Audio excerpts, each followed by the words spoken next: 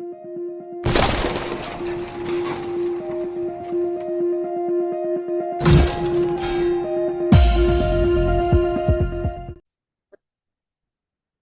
afternoon, folks. This is Deb, and this is your Shut the Fuck Up.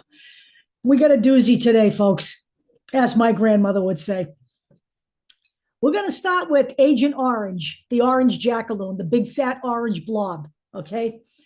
You know, on almost any day, he is just a plethora of material for this show. But yesterday, he kind of slipped one in a video I saw, and I almost missed it, except that I rewound it and went back. And I'm paraphrasing here, but it really doesn't matter because the guy speaks such mumbo jumbo 90% of the time that it doesn't matter whether it's paraphrased or it's his exact words. But he was talking about kids going off to school, right? And I believe this was after the gun discussion. This was after the last mass shooting at school. He kind of evaded that whole topic by opening up a bucket of worms by saying, well, it's really hard because kids go to school, goodbye, little Johnny. You have a wonderful day at school. And then he comes home and his parents have found out that he's been subjected to the most horrible operation. So that's Donald Trump basically telling people out there that kids are leaving for school in the morning from their homes and leaving as little Johnny.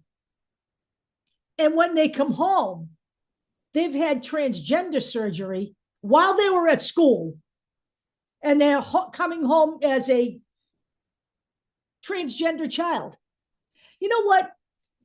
I am sure there are brain dead MAGA minions out there who swallow that shithole. But that is a real shut the fuck up moment. Donald Trump is so full of shit that I can smell him all the way up here in Massachusetts. The continual crap surrounding such a small percentage of the population is astounding to me. We have a nation full of people in need, and we are focusing on a small percentage of the population. I believe out of 337 million people, there's like under 2 million people who identify as transgender or non-binary. What's the fucking big deal here? How about you mind your business and shut the fuck up? Number 2 today, Kristi Noem. Remember her?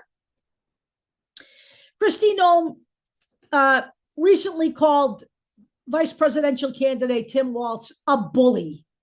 A bully.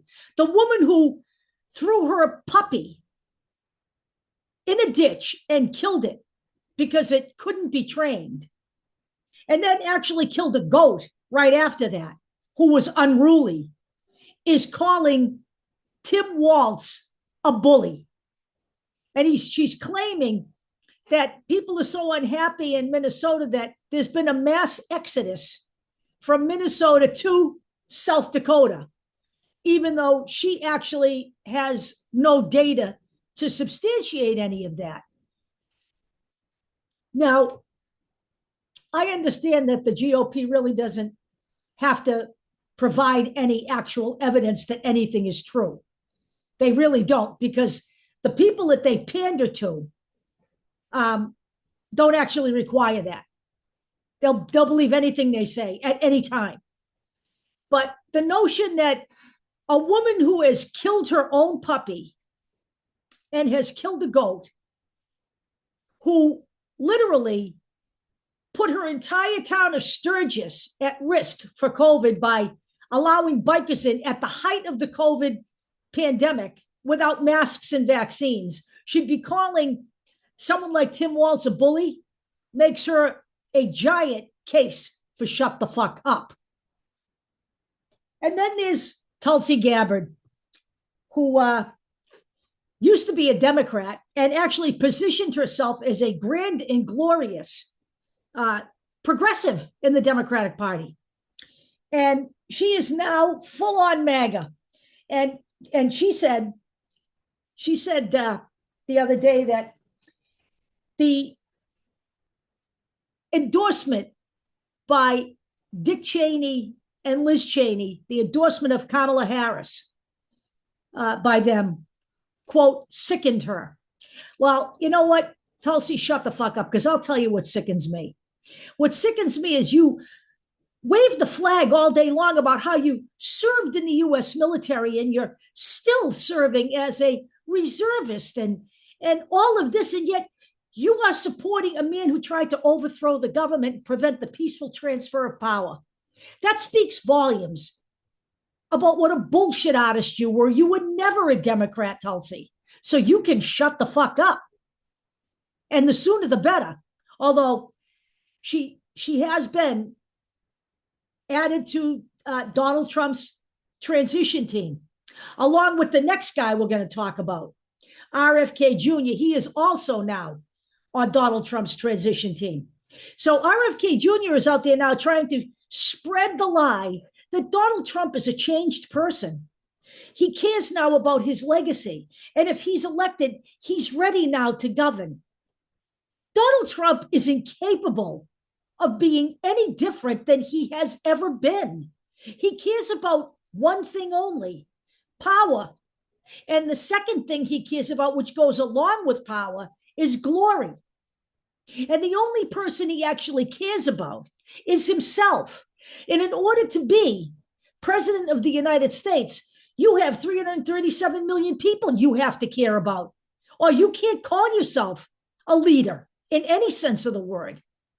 The notion that RFK Jr. is out there spreading this absolute bullshit speaks volumes about his character. We're talking about the fucking Jeffrey Dahmer of the animal world, a man who talks constantly about animals he's cut the heads off of, or bears he intended to eat that we found on the road dead, and then instead he didn't have time for that, so he threw it away in Central Park. And a man who claims his brain was eaten by a parasite. We're talking about that guy.